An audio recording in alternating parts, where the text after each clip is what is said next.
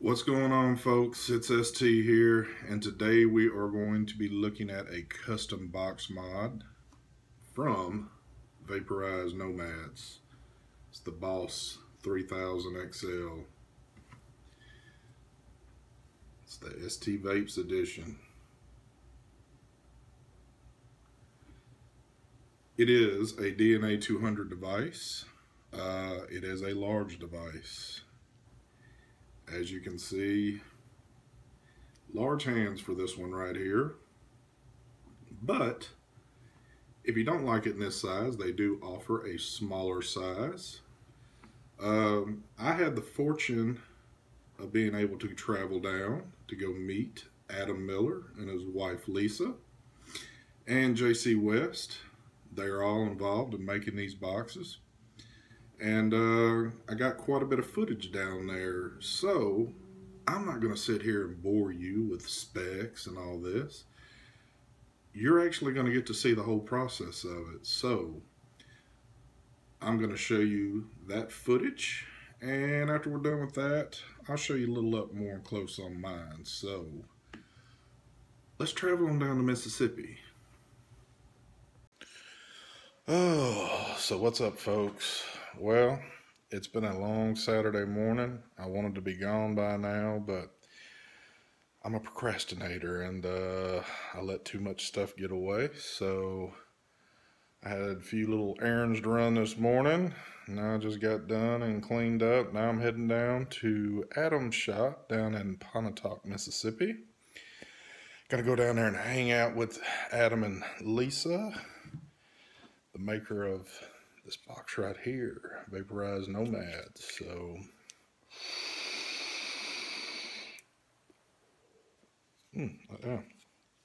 turn down a little weak. Crank that up just real quick. So I thought I'd vlog the trip down.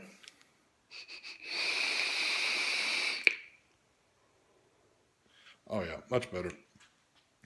Something I don't normally do, because normally when I travel, the last thing I want to do is freaking film me while I'm traveling. So I'm getting ready to walk out the door.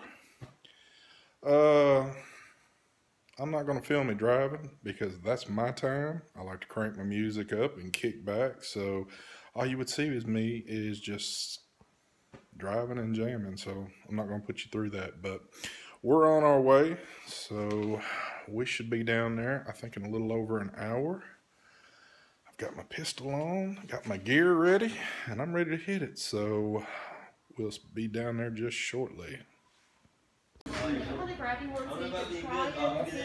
went to. I stopped being up in the place they got up there. No, not really. Not really? I had to go up there to, Oh, did you get that up there? No. Oh, I stopped by there. I stopped by there to look around. What's up, man? Bro?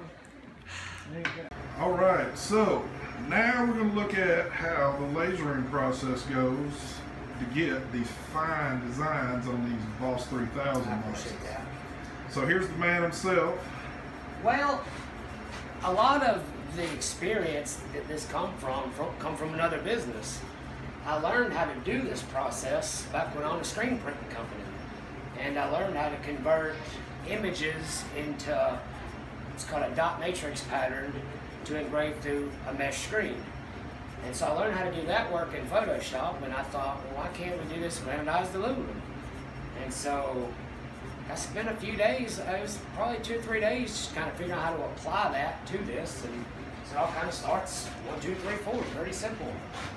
So I got an email from a lady, and she asked me if I could put these pictures of her son and I think daughter-in-law onto a box. Just didn't even know if it was possible, never seen anything like it. And I said, absolutely. So you take the photo and we jump it over into Photoshop, and this is kind of where a little bit of eye comes in, because the machine in laser engraving photorealism is about managing loss of quality. I'm not going to be able to make it look any better than it already looks. So you start out with a shit image, really low resolution, it's still going to be really shitty at the end. So, you know, like the eye is knowing if it's too dark it's not going to engrave. If it's too light, it's going to be way over contrasted or overexposed. So I kind of got to, just from understanding the machine, know kind of where to adjust the blacks and where to adjust the whites and the levels to get it to where you kind of turn out with something that actually engraves. So after that, I just kind of invert it. This is the last process. This is where I've actually converted the image into dots that are gonna, and each one of those black dots is a spot where the laser is gonna hit. And whenever we get to the end of it, we go over to the laser engraver there and kind of see the final product. So, when people want a picture done, they just email you a pic, and you pretty much just take over. Yeah, and it doesn't have to be like a super high quality picture. Like a phone is plenty resolution, but like a thumbnail doesn't scale up really well. Like just a normal photograph scales up, and that's what this is. It's not really high detail. It's probably took with a phone, but it's high enough of a resolution that it'll scale up in Photoshop. Photoshop fills in the difference whenever you scale it up. It does a really good job of that. And then it's just kind of, knowing where the blacks and whites are going to be, because I only have that to work with. I only have a white dot and a black dot. And I know I have 700 of those in a square inch. So, figuring out, how to not make it so dark that the machine is glossing over, not leaving any quality, but not so white that it looks extremely overexposed. That was trial and error. A lot of these test plates where we kind of learning how to use the machine. That was a really good one I did the other day. Nice. I really liked that one. So on the average, after you receive the photo, do what you need to do, and then get it over here on the laser, what is about, let's just say, an average time for this one to process out onto the plate?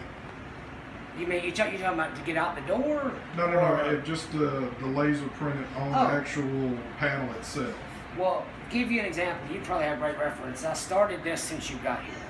Okay. And I spent most of the day kind of hanging out with you and coming here and spend a few minutes working on it. Laser engraver takes maybe an hour to cut something that detailed. So 10-15 minutes getting the photograph right, adding the text that you wanted. 3 minutes converting it over into something that works over here. I spend a little time actually making some adjustments there, and that's some trade stuff. So it all just is based on how graphic and everything, how much is going on with the picture itself. It's what I talk about, minimizing the reduction of quality. So if the graphic already has good contrast or good, because I immediately convert it to black and white. So that if there's already pretty good contrast, I don't have to do a lot of work to the photo. This photo had plenty of contrast. I just had to adjust it just a little bit. Some of them weren't so easy. Like I went through 11 test plates on one design just trying to get it right. And I spent 2 days getting that one right. So it's not always that easy. This one was really easy. She sent really good reference material, so it was start to finish pretty quick. So a lot of it again depends on the material that's sent, the quality, and from there if it's good stuff that good in, good out, simple process. Nice. Shit in, shit out, a couple of days. Nice. So yeah. All right, well people, you've seen it. This is where the magic happens for the boxes that you've been seeing here lately. This is where it goes down at. So. Yeah, like if you take your box for example, the fella who does all of our mill work, who actually cuts the recess 510, he cuts the pocket out for the bigger battery. He actually designed that gun. I got that picture off of his Photoshop page, the Glock. That was a Glock that he actually did. And so we grabbed the picture, and then I went and, now that one's a little different than this. This is kind of pick and stick. With yours, and I do a lot of that on like the Genesis line, where it's completely custom, one-of-a-kind stuff. And so that started out with a picture of a gun with a pink background. I went and found the magazine clip. Me and Adam spent 20 minutes finding the perfect magazine to go there. And then, so I had to cut the magazine out, and then I had to cut the gun out of the graphic. And if you look on the back here, like yours has this texture, this camo type texture, that was all created. And then I went and found the, what would be the right Glock logo. And so like something like this, it took an hour to engrave it, but it took 5 hours to design it. It was a lot of work to find all the pieces and make that kind of cohesive design. So, you know, like the Genesis stuff, it is a little more expensive, but a whole lot more time goes into the design and the graphics. Nice. So pretty much in a nutshell, you can pretty much put anything on one of these boxes, right? You know, if it's a reasonable idea, it could probably be done. I've yet to run into something that I couldn't figure out some way to make happen. I'm sure there are things out there. Again, it depends on the reference. If I can cut it out and put pieces together and build a, you know, kind of a theme like yours from things I can find on Google, then it's pretty easy. Something completely out of the blue. I'm not a from scratch designer. I do need reference. Nice. So yeah, that's kind of the art process. Nice. Yep. All right, JC. Well, we thank you for your time, brother. Man, anytime. I enjoy doing it. Glad to show it. Because this is the stuff people don't see. Like when Adam's desk, when you go back there, there's a lot of work that goes behind this stuff. You know. Nice. And it was really a lot of trial and error to get there. So there you see it, folks. All right. So that's the process, the 1, 2, 3, 4, and then it goes to the machine. You'll come up close, you can kind of see that picture we was looking at. Now it's kind of chopping it in there onto the actual box. So that's 700 dots per inch, photorealism, etched into anodized aluminum. Pretty cool.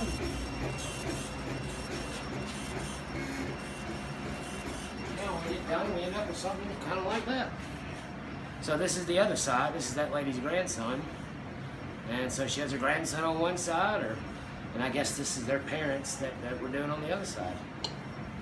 Pretty cool. And that's how we get from front to back on photorealism on a boss. Nice. Pretty cool stuff. All right. All right. All right, folks.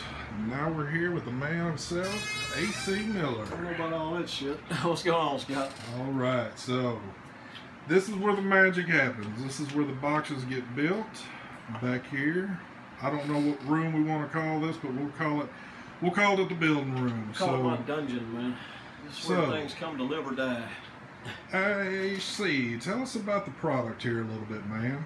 Well, I don't know if you showed JC's part of this or not yet. I assume so on the video, but so basically after everything's kind of the rough machining of the box has occurred, that is, the 510s have been cut out on top, the reliefs have been cut in it, and JC has done some of his phenomenal artwork on it, or standard artwork, depending on what it is.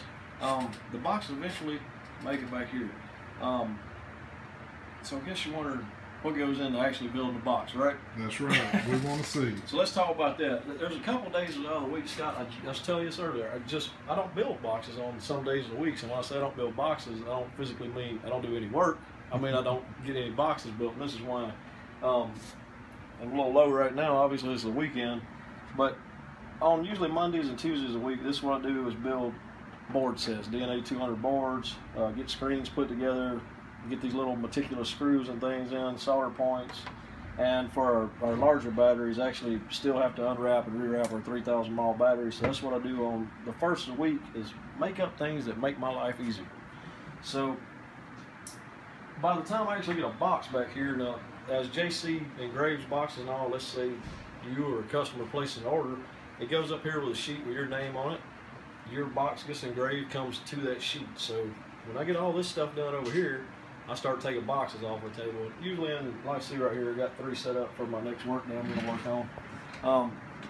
So first, obviously, magnets go in. Nothing real spectacular there.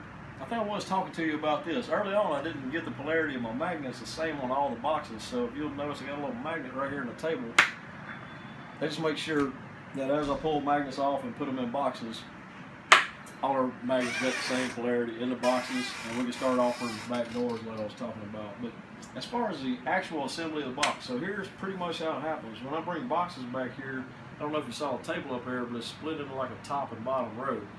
And the way that's split up is by button and switch code. So if I go pull 4 or 5 boxes off the bottom row, I know they're all stainless switches.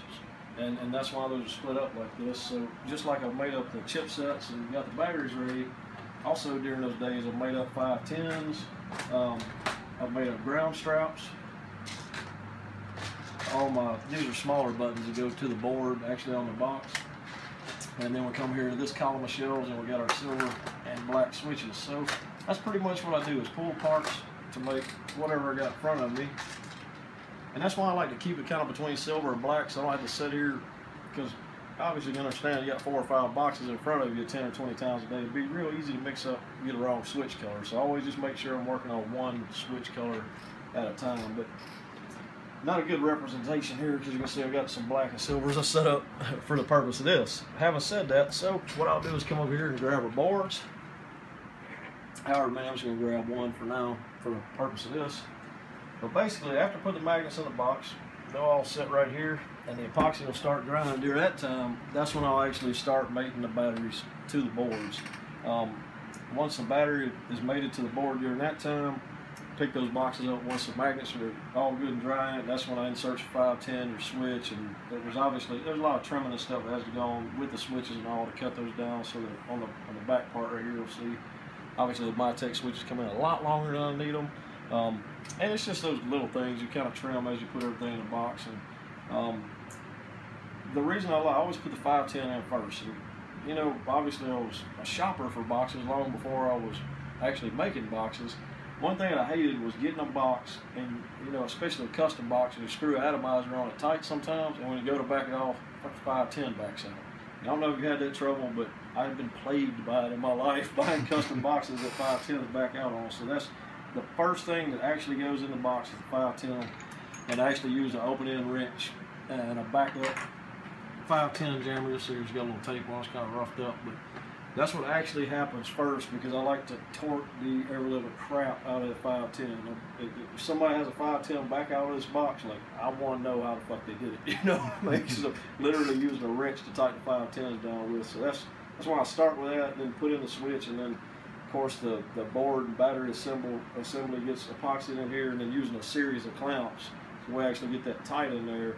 And also during this time, kind of cleaning up and making sure we don't get epoxy all over the place. So that's obviously you got one of our boxes at this point, but that's just a big thing. I mean, I hate to open up a box and see like hot glue or epoxy smeared all over the place. So that's the things that kind of take up my time, are those little things, you know, when you put a little too much epoxy somewhere and you have to go in there with a small rag and get that out. So once all that's done, you know, obviously fit the batteries into place after the board's dried. And there are 4 solder connections I have to make inside the box to switch and from the 510 to ground. Past that, I put them over on the other shelf that are my done pile, and at the end of the day, when JC's done with his engraving and everything in here, that's when I start programming the boxes from the day. And then we test fire all of them. I leave them overnight to charge, because like people have fully charged batteries when they get them and they can use them. That's one of my big things as well. I never like to see anybody buy a box that's not 100% charged, because I feel like when you get it out of the box, you're going to want to use the damn thing, so I want you to have a good battery charge. So that's kind of a process here in a nutshell. I know I'm probably leaving out a whole lot of details that I'm not going to tell you, because I don't want to build a fucking box. So what are the dimensions on that one you have right there? So our G Plus is the original 3000 size. The smaller one, the ones you see the special edition, like the stab wood, the zombies, that's the size they come in. Actually 103 millimeters tall, 52 millimeters wide, and 27 millimeters thick. In fact, get a close up on that. You kind of see there's a 26 millimeter, or is that a 25? I think it's a 25 on there, but you can see it comes straight edge to edge on there. So 25 looks beautiful on the G Plus. Now on the B Plus, the bigger box that you have, this one right here, this one's 112 millimeters tall, 60 wide, and 31, I'm sorry, across the broad face is 60 wide, and then across the narrow face is 31. So a 30 millimeter sits perfectly on this box. It's just phenomenal fit with 30 mil on there. Nice, nice. All right, well, I appreciate you showing me the operation here that you got going, and, you know, just a badass box there. So we appreciate your time there, AC. Appreciate you, Scott. It's been a pleasure today. Thank you. All right, folks, so here is the up and close of this device. So as you can see, all this is laser etched. It is a nice heavy box. I mean, this thing is built like a tank. And the one thing I wanted to point out, I have this 30 millimeter mason dump tank on here, and as you can see, it fits it perfect.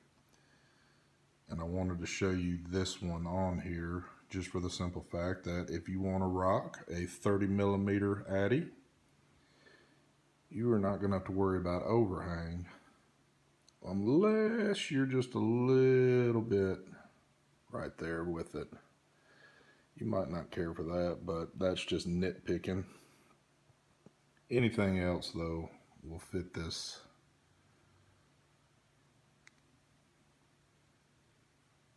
So let's take it open. Now the magnets on this box, they are tough.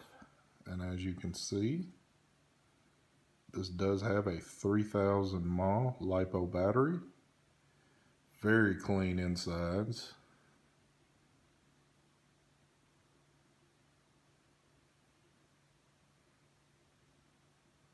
So, also, on the inside of the door, you're going to get laser etching also.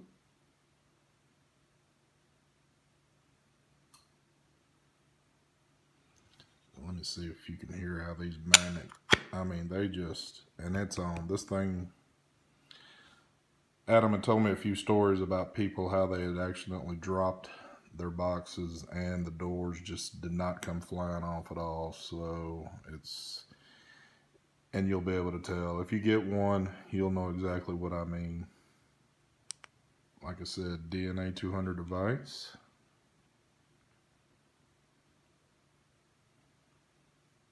So all in all, this thing is just nice. And so many different configurations of artwork that you can have put on these. I just love that right there.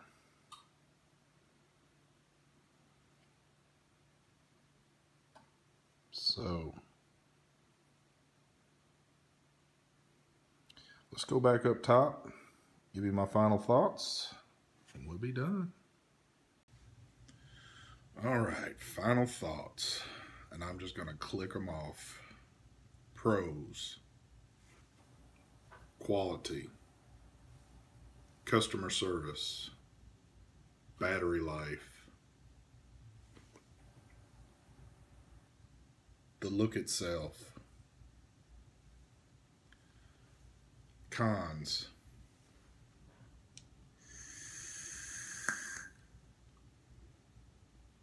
oh, did somebody say cons?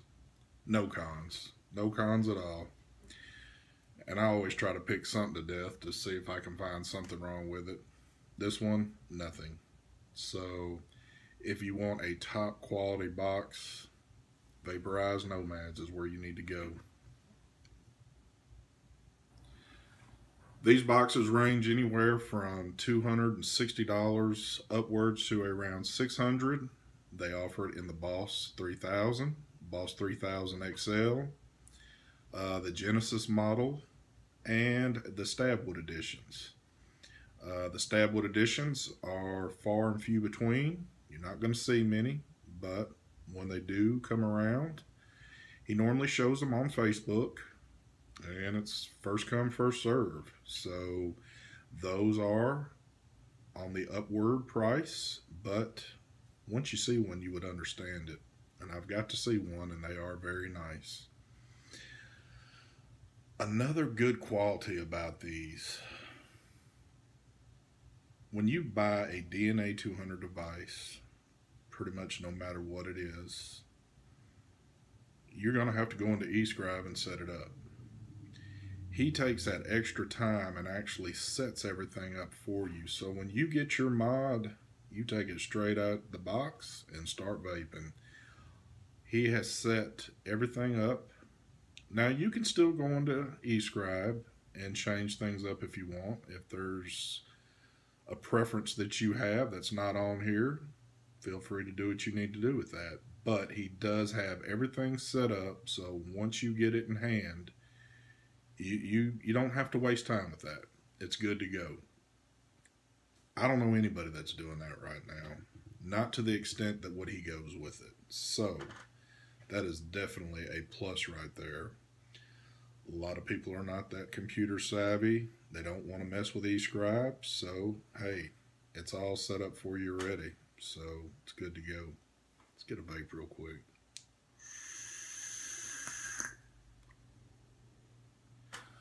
Artwork. They can pretty much do anything under the sun on these boxes. If you have a family portrait, anything that you want, you can send to them. Send it to JC. He'll get it set up. He'll basically give you a rough draft of what everything's going to look like. If you give it the okay and the approval, it is taken care of. If you call down there and say, hey, this is kind of what I want. I've got this on my mind. I want to incorporate this into this. You tell him what he wants. He'll sit there and do what he needs to do. Once again, he'll send you a rough draft of what it is going to look like. If you give it the thumbs up, he goes to work on it. I can't really give you an average time from up to saying, yep, I've pulled the trigger, let's do this, up till the time you'll get it in your hands. I would just roughly say maybe in a 2-week period, from time of calling them up till time receiving it, is probably about the area you're going to be in. Also depends on where you live at. They are pretty busy down there, so like I said, I can't give you an exact time, but if you contact them, they will definitely give you some good bit of time with what they can do with it. What else? Like I said, just it's an all-around good box. I could sit here and probably jabber all day on just how good the box is itself, but you've seen it. You've seen how it's built, what goes into it. It definitely is a nice product.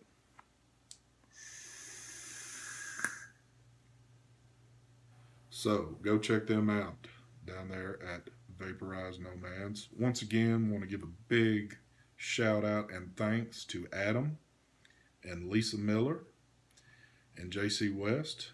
These are the folks that are making it happen down there on these boxes.